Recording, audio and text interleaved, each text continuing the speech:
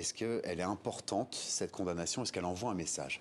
Oui, elle est importante. Alors évidemment, ça ne va pas mettre fin aux actions des organisations terroristes comme Daesh ou d'autres groupes terroristes, mais elle est symbolique dans le sens qu'elle envoie un message, et la mère de James Foley l'a très bien dit, c'est que, en tout cas pour les États-Unis, tous ceux qui ont commis des exactions contre des citoyens américains seront poursuivis, et ce, même si cela prend du temps.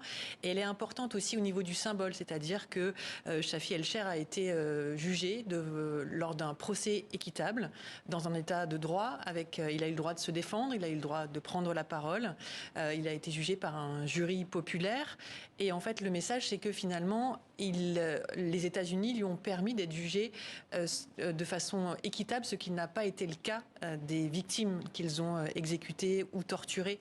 Donc c'est aussi un message important à envoyer aux organisations terroristes, c'est de montrer que les sociétés occidentales, ou en tout cas les sociétés qui les combattent, ne basculent pas dans la même violence finalement.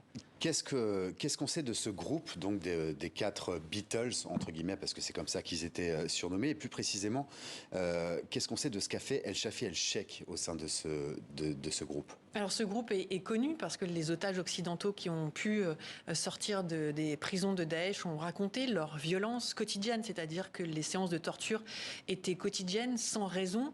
Ils étaient donc 4, et comme c'est dit dans le sujet, ils ont été surnommés les Beatles parce qu'ils avaient cet accent britannique, et notamment pour G.I.G. John, l'autre membre de ce groupe des Beatles qui a été lui tué en 2016. Ils avaient cet accent des faubourgs de Londres. C'est ça, parce qu'ils avaient chacun le prénom d'un des vrais chanteurs des Beatles, et en l'occurrence, El Shafi El-Sher, c'était G.I.G. George. Exactement.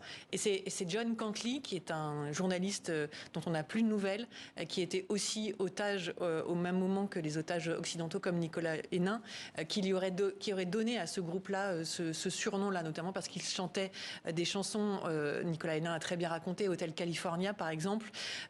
Donc ils étaient extrêmement violents, mais ce qu'il est important de dire, c'est qu'il y avait ces 4-là, mais il y en avait aussi d'autres qui sont moins médiatisés, moins connus, et qui ont torturé des Syriens, notamment avec Noé Pignède. On a rencontré à Raqqa un chrétien qui nous a raconté comment lui a été torturé par un Français qui se faisait appeler Abou Abdallah, un blond aux yeux bleus, et que ce Français-là l'a torturé. Donc il faut aussi, c'est symbolique que Shafi El-Sher soit condamné, mais il y en a d'autres qui soit sont morts, soit on n'a plus de nouvelles, et pour lesquels finalement il n'y a peut-être pas finalement de grandes enquêtes, et ces gens-là ont torturé des Syriens. Et ce que vous dites, c'est que c'est symptomatique quelque part qu'il y a eu beaucoup d'Occidentaux qui sont retrouvés dans ce rôle, parfois des convertis, qui sont retrouvés dans ce rôle de tortionnaire.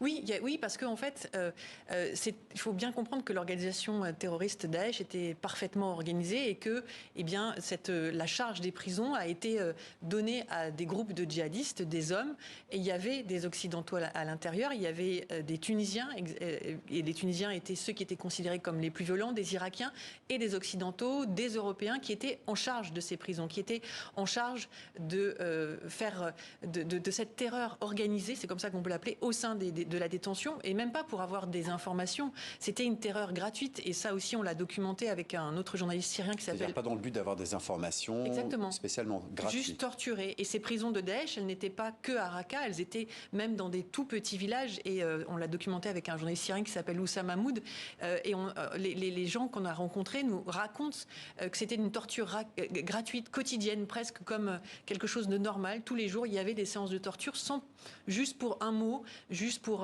rappeler que finalement ils avaient le pouvoir, et parmi ces groupes de tortionnaires, il y avait des Occidentaux. El Shafi El-Sher est né au Soudan, mais il a grandi à Londres. Qu'est-ce qui fait, alors pour lui comme pour les autres, peut-être qu'un jeune Britannique occidental va partir combattre, tuer, torturer au nom de Daesh? Ça, c'est la grande question. À chaque fois, cette question se pose. Chaque cas est particulier.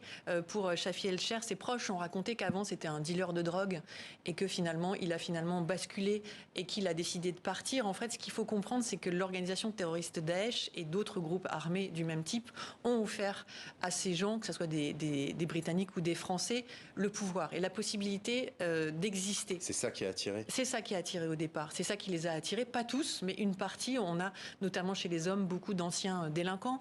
Chez les femmes, c'est un autre process qui se met en place. Chez les femmes, il y a beaucoup de jeunes femmes qui ont été, et ça on l'a beaucoup vu et documenté avec Édith Bouvier également dans nos enquêtes, c'est qu'il y a beaucoup de femmes qui ont été victimes de violences sexuelles, d'agressions sexuelles, et qui en partant rejoindre l'État islamique s'offrent finalement une deuxième vie. C'est pas du tout une façon de les excuser. Je pense qu'il est important de comprendre. C'est pas pour en faire des victimes, mais de comprendre pourquoi ils basculent. On va évoquer autre chose parce que le temps va nous manquer. Là, en l'occurrence, on parle d'une condamnation, mais il y en a beaucoup qui n'ont pas été condamnés, qui sont restés là-bas, livrés aux Kurdes, à la justice irakienne. À quel point est-ce que vous le dites dans votre livre, à quel point c'est problématique et pourquoi ? C'est problématique et très dangereux. Il y a 67 Français aujourd'hui qui sont détenus, selon le Centre d'analyse du terrorisme, 67 Français qui sont détenus au nord-est de la Syrie par les forces démocratiques syriennes, donc c'est une alliance kurde et arabe, dans des prisons auxquelles les journalistes n'ont plus accès. Nous n'avons aucune information sur ce qui se passe dans ces prisons. On en a eu une petite idée lorsqu'il y a eu des évasions massives après une attaque de Daesh contre une prison à Assaké au nord-est de la Syrie en janvier.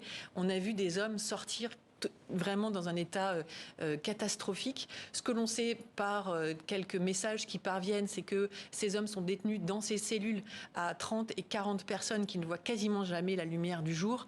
Et c'est parmi ces hommes-là, il y a des Français qui sont recherchés en France. Et pour eux et pour leur famille aussi, c'est une bombe à retardement, c'est ça ? En fait, ce qu'il faut comprendre, c'est que ce n'est pas de maintenir ces hommes-là dangereux dans ces conditions de détention. C'est extrêmement dangereux parce que c'est évidemment pas là qu'ils vont arrêter ou se déradicaliser ou se désengager de la cause terroriste, évidemment. Et on sait ce que ça donne. Ça a déjà été fait dans des prisons irakiennes et c'est comme ça que finalement la haine grandit. Et c'est surtout qu'ils sont dans une zone qui est très instable. En un mot, la haine de leur part, mais de la part de leur famille, des femmes et des enfants aussi. Dans ces prisons-là, il y a des gens qui sont évidemment extrêmement dangereux, d'autres non, qui ont un degré de dangerosité différent. Et c'est la même chose pour les femmes. Il y a dans les camps, donc ça c'est des prisons à ciel ouvert, des femmes qui demandent, je les ai rencontrées encore là récemment, qui demandent à rentrer, qui demandent à être jugées. Mais pour l'instant, la France rapatrie au compte-gouttes. Il y a eu 16 femmes qui ont été rapatriées et ramenées début juillet, c'était une première. Et ces femmes-là vont être jugées par une justice antiterroriste qui fonctionne bien, où les peines sont très lourdes.